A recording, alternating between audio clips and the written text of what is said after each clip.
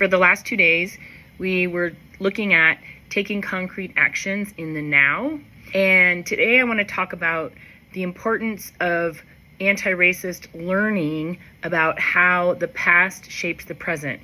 In fact, taking time and energy to learn about how the past shapes the present not only equips us for better action in the now, it is actually that learning an action in and of itself. And there's 2 reasons that this is important. Well, there's probably more than 2, but I'm going to talk about 2. One is that learning to understand that all of us inherited different generational legacies. So overwhelmingly, for example, African Americans have bequeathed generational legacies of justice as a value, of resistance to white supremacy, of skills and practices in collective communal care to resist racism.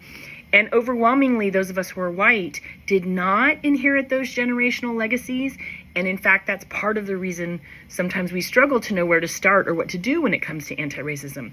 We're going to talk about that a little bit more tomorrow.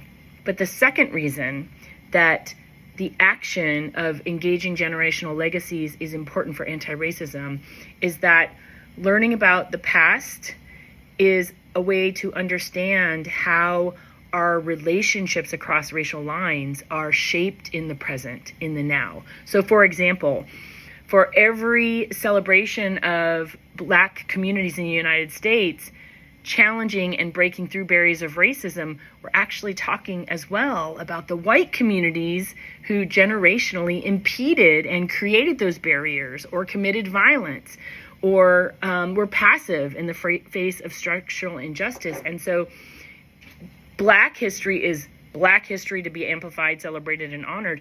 And it's shared history wherein which, if we look at the now, interracial relationships between white communities and Black communities have a nature in them of white communities owing something, owing repair, owing the practice of collective remembering what our ancestors did and bequeathed to all of us in ways that shape how we move in the present relative to relationships of justice and love with African American communities. So that's just an example.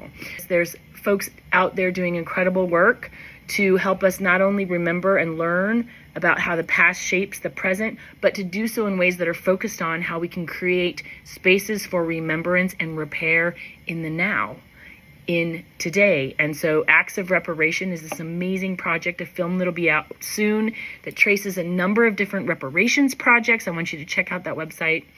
And the Equity Justice Initiative, Brian Stevenson's project, has a community remembrance project raising consciousness and awareness about the history of lynchings in America, and also creating pathways for communities to engage in remembrance of that history in ways that shape the now and affect our consciousness in ways that we need our consciousness shaped to move forward into a different future.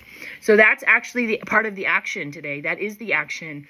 Taking a moment to plug into 2 projects who are teaching us to think about remembrance and repair relative to the generational legacies that we've all inherited, but in which we have a different location. Thanks.